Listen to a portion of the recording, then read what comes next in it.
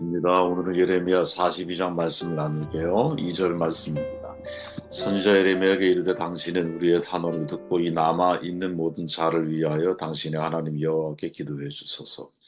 당신이 보는 바와 같이 우리는 많은 사람 중에 남은 적은 무리이니 당신의 하나님 여호와께서 우리가 마땅히 갈 길과 할 일을 보이시기를 원하나이다. 큰 주제로는 리더십을 훈련하라라는 제목이고요. 어제에 이어서 네 번째 시간을 갖도록 합니다. 자기 객관화를 훈련하라라는 제목으로 말씀을 나눌게요. 예레미야 42장에서 요하나는 예레미야 선지자를 찾아와서 말을 하죠. 우리의 마땅히 갈 길과 할 일을 여호와께 구하여 달라라고 부탁을 합니다. 하나님께서 무엇을 말씀하시든지 그대로 순종하겠다라는 의지를 담고 이야기를 하죠. 예레미야 선지자는 열흘 동안 기도를 하고 하나님의 말씀이 임하자 그들에게 전달합니다. 10절에 보니까 하나님의 말씀이 뭐냐? 애굽으로 도망가지 말고 유다에 그냥 머물러 있어. 이렇게 말씀하시면서 네가 유다에 머물러 있으면 하나님께서 너희들을 지키실 것이고 만일 애굽으로 도망가면 바벨론의 칼이 쫓아가서 그들을 멸하게 될 거야. 이렇게 예언을 하죠. 재밌는 게 뭐냐? 요나단의 반응이에요. 하나님의 뜻을 받아들이지 않죠. 그래서 20절에서 예레미야가 그 요하나를 바라보면 뭐라고 말하느냐? 너희가 나를 너희 하나님 여호와께 보내며 이르기를 우리를 우리 위하여 우리 하나님 여호와께 기도하고 우리 하나님 여호와께서 말씀하신 대로 우리가 우리에게 전하라 우리가 그대로 행하리라 하여 너희 마음을 속였느니라. 간단하죠. 너희 마음을 속였다라는 거예요. 쉽게 말하면 요한왕과 그의 백성들은 말씀대로 행할 마음이 없었고 단지 자신들이 듣고 싶었던 말을 기대했던 것 아니겠느냐. 이런 메시지를 우리에게 전달하고 있는 것이죠. 위장된 믿음이었다라는 거예요. 스스로 속이고 있고 예레미야 선지자도 속이려 했다라는 거죠.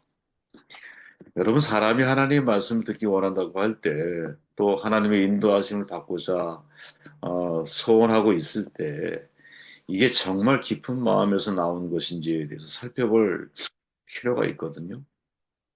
다른 사람 마음을 살피지 말고 우리 자신의 마음을 살펴야 한다는 거예요. 내가 정말 하나님의 뜻을 행하고 그 뜻에 순종하여 살기를 원하고 있는지 물어야 한다는 거죠. 하나님은 지금 요한을 통해 우리에게 도전하고 있는 것이죠. 야, 네가 하나님의 뜻을 알고 싶다며 마땅히 갈 길과 할 일을 나에게 보여달라고 요구했잖아. 그래서 하나님이 그 뜻을 드러냈는데 요한은 그것을 거부하고 있다라는 거죠. 그죠? 이걸 우리가 좀 다른 이제 한자 성어로 말하면 자기 기만이라고 보통 표현을 하는 거죠. 자기 기만, 자기를 속인다라는 거. 기만이라는 말 속에는 속이다라는 의미가 여러 가지 포함되어 있거든요. 반복적으로 강조되어 있는 내용이거든요. 기만, 자기 기만이 뭐냐? 자기를 속이는 거라는 거죠. 여러분, 자기를 속이는 일은 요한안이 처음이 아니에요. 예레미야 37장에 보니까 이런 말씀이 있죠. 여호와의 말씀이 선지자 예레미야에게 임하여 이르시되 이스라엘의 하나님 여호와께서 이와 같이 말씀하시니라 너희를 보내어 내게 구하게 한 유다의 왕에게 아뢰라 너희를 도우려고 나왔던 바로의 군대는 자기 땅 애굽으로 돌아가겠고 갈대아인이 다시 와서 이 성을 쳐서 빼앗아 불사르리라 여호와께서 이와 같이 말씀하시니라 너희는 스스로 속여 말하기를 갈대아인이 반드시 우리를 떠나리라 하지 말라 그들이 떠나지 아니하리라 가령 너희가 너희를 치는 갈대아의 온 문들을 쳐서 그 중에 부상자만 남긴다 할지라도 그들이 각기 장막에서 일어나 이 성을 불사르리라. 시드기야 사이에서 이루어지고 있는 내용이거든요. 근데 예레미야가 뭐라고 말하느냐? 우리 하나님께 우리를 위해 기도하라라고 시드기야가 부탁을 했는데 그 부탁에 대해서 너희 심판을 받을 것이요 예루살렘을 불탈 것이다라고 예언의 말씀을 전달해요. 그러면서 하는 말이 너희 자신을 속이지 말라라는 거죠. 이게 요한의 고백과 고백 속에 담긴 예레미야의 반응과 똑같은 사실은 이야기인 거죠. 사실 이 내용을 여러분 우리가 살펴보면 예레미야 41장 앞선 내용에 보면 41장 17절에 뭐라고 말하냐면 애굽으로 가려고 떠나 베들레헴에 있는 게롯 기맘에 머물렀으니 애굽에 가려고 떠나고 있다는 거죠 요한이. 근데 이를 새 번역에서는 여러분 아주 강도 높게 번역을 하거든요. 이렇게 말해요. 작정으로 도망치다가 그들은 다 같이 이집트로 들어갈 작정으로 도망치다가 다시 말하면 이미 이집트로 들어갈 것을 망명할 것을 작정하고 있다라는 거죠. 그리고 도망친 거예요. 그런데 그 길을 가던 중에 웬일인지 미스바에 있는 예레미야의 소식을 듣고 예레미야를 찾아가서 하나님의 뜻을 구하는 거죠. 그리고 말하기를 우리 마땅히 우리가 갈 길 할 일을 우리에게 말하면 우리가 그대로 순종을 하겠다, 행하겠다라고 이야기를 해놓고 하나님의 말씀이 전달되니까 그걸 거부해. 이게 정말 이게 자기 기만이라고 하는 거죠. 마음으로는 하나님의 말씀을 지킬 의향이 전혀 없는데 입술로는 입술로는 내가 하나님의 말씀, 하나님의 뜻을 우리에게 알려주면 그것을 지키겠다. 거짓말이죠, 여러분. 여러분 사실 이런 거짓말을 우리가 얼마나 사실은 습관적으로 하는지 몰라요. 자기를 속이는 일을 여러분 별로 대단하게 생각하지 않기 때문일 수 있어요. 그죠? 타인을 속이는 게 아니라고 생각하고 그렇게 착각하기 때문이죠. 근데 지금 여기서 하나님은 예레미야를 통해 야, 거짓말이 다른 사람에게 하는 거짓말도 있지만 너 자신에게 하는 거짓말이 있다. 라고 이야기를 하고 있는 거죠. 평소에 거짓말을 잘하는가 혹은 거짓말을 좋아하는가 라고 사람들에게 물으면 대부분 아니라고 대답할 거예요. 거짓말의 기준을 어떻게 잡느냐에 따라 다르겠지만 100%의 진실이 아닌 모든 것을 다 거짓말로 만약에 우리가 규정을 해본다면 우리는 하루에도 수도 없이 거짓말을 하며 살아갈 수 있거든요.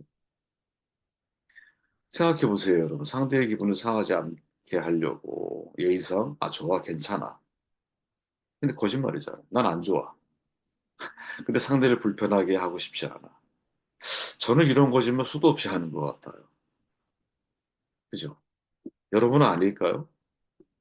내가 상대를 비난하고 싶은데 마음속에 너나 잘하세요. 이런 생각이 들어요. 그러니까 꾹 참고 예의를 차려. 이거 엄밀한 의미에서 가시가 아니에요. 실제로 여러분 미국의 서던 캘리포니아 대학에서 연구를 했잖아요. 일반 성인이 도대체 하루에 그러니까 100% 진심이 아닌 모든 것들을 거짓말로 규정했을 때, 그죠? 일반적으로 사람들이 하루에 몇 번 거짓말을 할까? 평균적으로 200번 정도 한대요.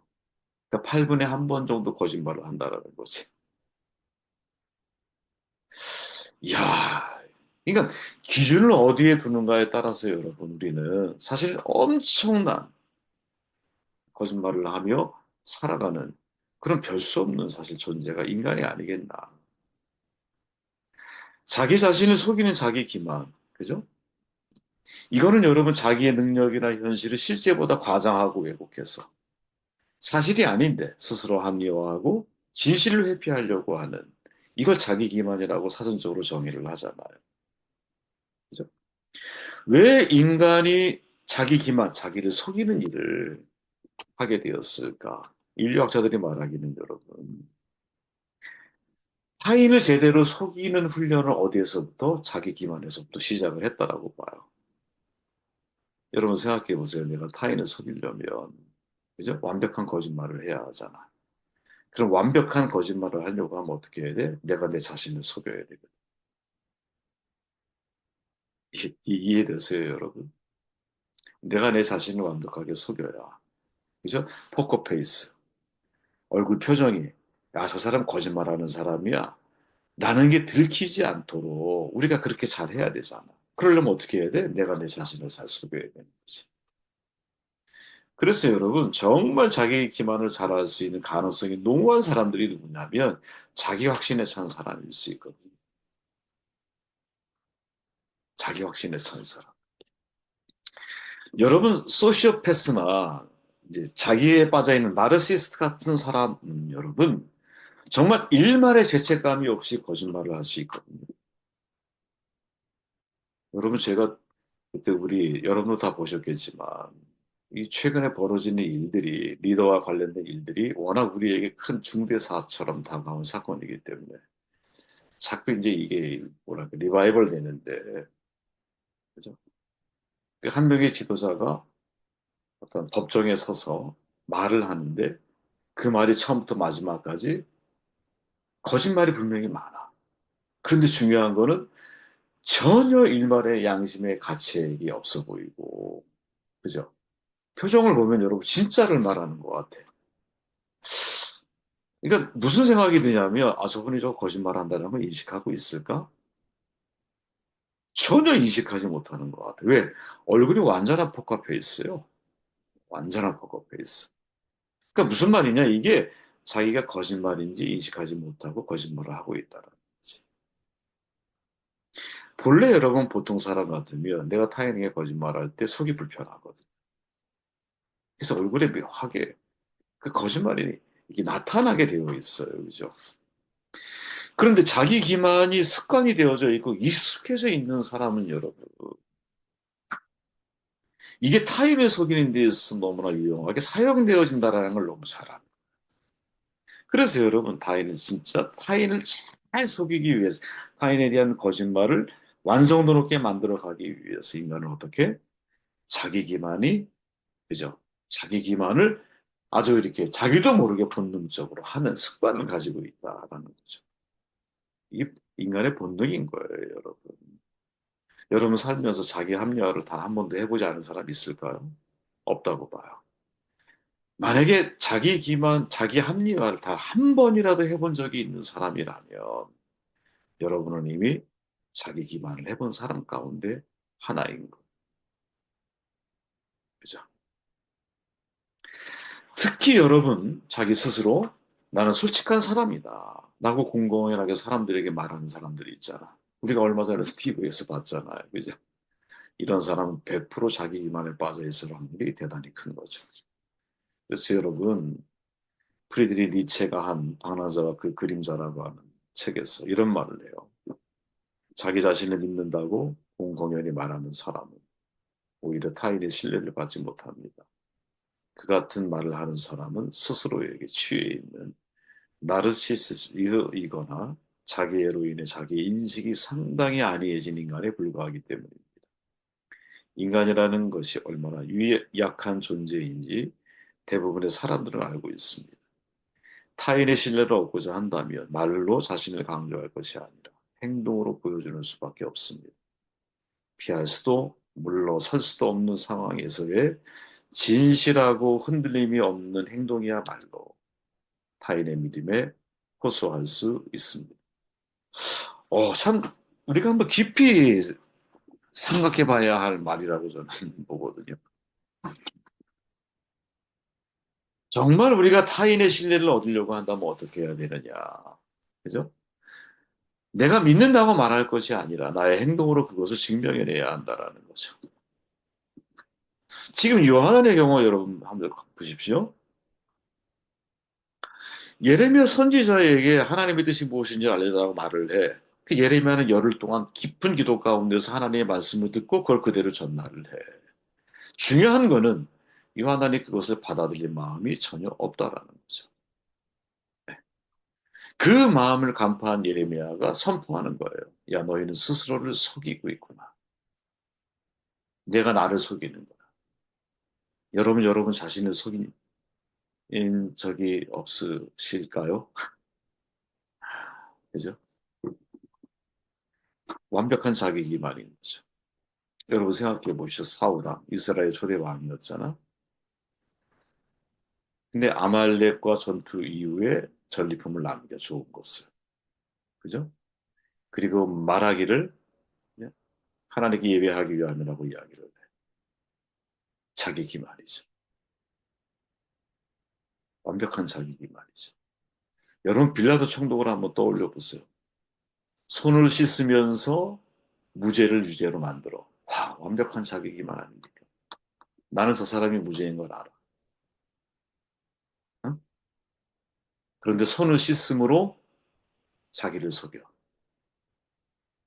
가만히 여러분 그 장면을 생각해 보십시오. 가룟 유다 엄청나게 계산이 빠른 사람 아니에요?